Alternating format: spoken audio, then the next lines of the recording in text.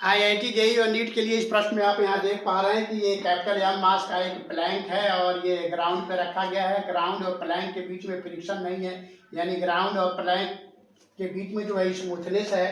और इस प्रकार इस प्लैंक के ऊपर small M is equal to capital M, यानी प्लैंक का मास और सिलेंडर दोनों का मास कैपिटल एम है और सिलेंडर का रेडियस 1 मीटर है। ऐसे में सिलेंडर और प्लैंक के बीच में रफनेस है, यानी ये सरफेस जो है रफ है सिलेंडर और प्लैंक के बीच का, और इतना पर्याप्त फ्रिक्शन है कि सिलेंडर इस पर रोल कर सकता है। अब यहाँ पर प्लैंक को हम 2 mg के बराबर, जहाँ एम प्लैंक का कैपिटल एम मास है, 2 mg के बराबर जब फोर्स दे रहे हैं तो सिलेंडर जो है प्लैंक के ऊपर रोल करना शुरू कर दे रहा है और पीछे इस तरह से जाना शुरू कर दे रहा है। ऐसे में यहाँ पर प्रश्न ये बनता है कि प्लैंक का एक्सेलरेशन क्या है वो बताना है और सिलेंडर का बैक डायरेक्शन में एक्सेलरेशन क्या है वो बताना है और सिलेंडर का एंगुलर एक्सेलरेशन यानी अल्फा की वैल्यू क्या है ये बताना है। तो जैसे ही हम प्लैंक को फोर्स एफ से जब आगे की तरफ ले जाएंगे तो उसमें एक्सेलरेशन क्रिएट होगा प्लैंक में, और उस एक्सेलरेशन को हम यहाँ पर A1 माने हुए हैं और इस एक्सेलरेशन के कारण इस सिलेंडर पर बैक डायरेक्शन में स्यूडो फोर्स लगेगा MA1 स्मॉल एम है। यहाँ पर हम सिलेंडर का मास अभी माने हैं, बाद में कैपिटल एम उसका रख लेंगे उसको हम।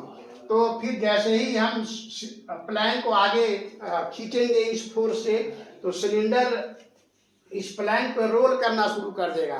हम सिलेंडर का फ्रिक्शन बैक डायरेक्शन में और फॉरवर्ड डायरेक्शन में किसी भी डायरेक्शन में मान सकते हैं, लेकिन सुविधा के लिए हमने आगे मान रखा है। तो जैसे ही सिलेंडर पर फ्रिक्शन लगेगा ये रोल करना शुरू कर देगा, इस तरह से एंटी क्लॉकवाइज डायरेक्शन में ये घूमने लगेगा, जिसका एंगुलर एक्सेलरेशन यहाँ पर अल्फा दिखाया गया है। तो हम यहाँ पर इक्वेशन बनाते हैं। तो सबसे पहले प्लैंक के लिए इक्वेशन बनाएंगे। जब सिलेंडर पर आगे की तरफ फ्रिक्शन फोर्स लग रहा है तो प्लैंक के ऊपर पीछे की तरफ फ्रिक्शनल फोर्स लगेगा। हमने यहाँ सिलेंडर पर आगे माना है तो उसका इक्वल एंड अपोजिट प्लैंक के ऊपर जो है फ्रिक्शन या पीछे की तरफ लगेगा। इस प्रकार हम प्लैंक का FBD बनाएंगे। तो FBD बना दिए हैं। तो प्लैंक का जब हम इक्वेशन लिखेंगे फोर्स का, तो यहाँ पर हम आगे की तरफ फोर्स लगा रहे हैं कैपिटल F और पीछे की तरफ फ्रिक्शनल फोर्स लग रहा है स्मॉल f, और ये हो जाएगा कैपिटल M इंटू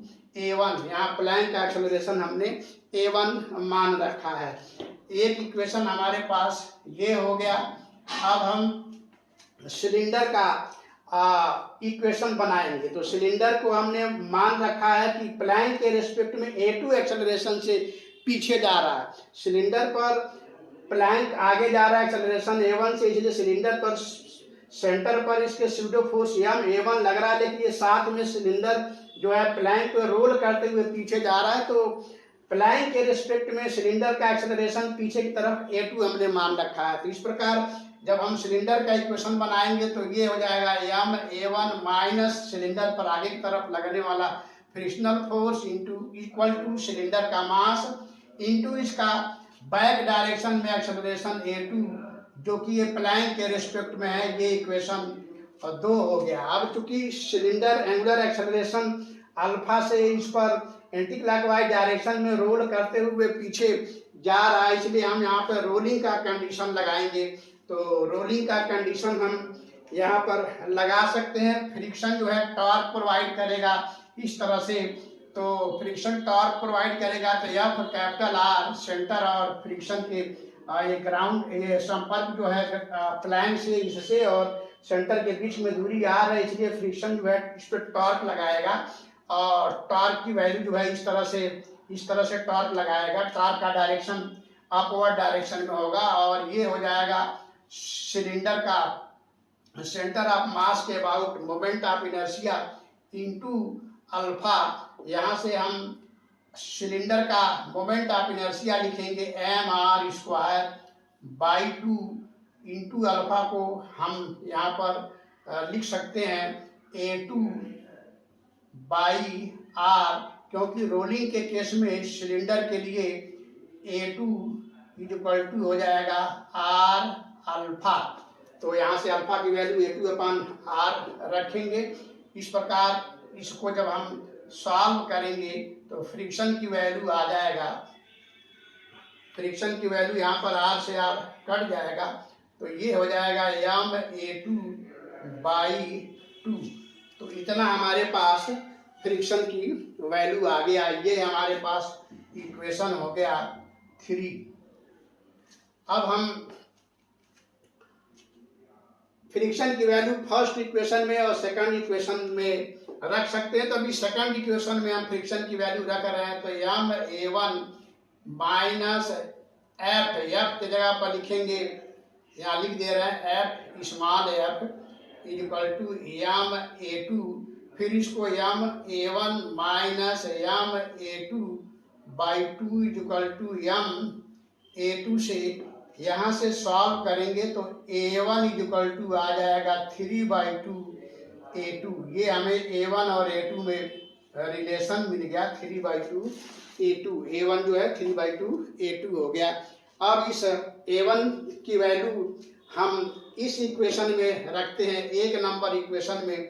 तो यहाँ पर हो जाएगा capital F minus small F. Small F को हम लोगों ने m(A2) बना रखा है, इक्वल टू हो जाएगा कैपिटल M, और A1 की जगह पर हम 3/2 A2 रखेंगे। यहाँ से हम सॉल्व करेंगे तो हमको A1 का रिलेशन मिलेगा, A1 इक्वल टू मिलेगा 2 capital F upon 3 capital M plus small m।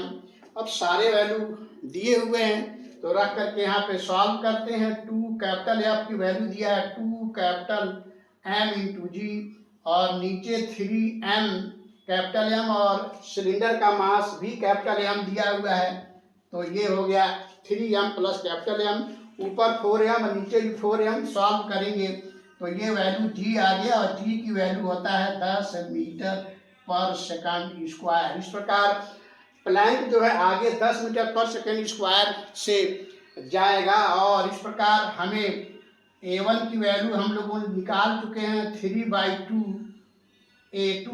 तो यहाँ से A2 हम बनाएंगे, तो ये हो जाएगा 2/3 A1 2/3, और A1 की वैल्यू है, A1 की वैल्यू हम लोगों ने निकाल चुके हैं 10। तो ये हो जाएगा यहाँ पर A2, यहाँ सॉरी ये A1 नहीं A2 है, सॉरी A2। तो ये A2 की वैल्यू आ गया 10 मीटर पर सेकेंड स्क्वायर। अब हमें A1 निकालना है, तो A1 हो जाएगा 3/2 A2। तो यहाँ पर हम A1 को लिखेंगे 3/2 A2, और A2 हम निकाल चुके हैं 10। तो अब इसको सॉल्व करेंगे तो ये 3/2 होगा, 3/2। तो जब इसको सॉल्व करेंगे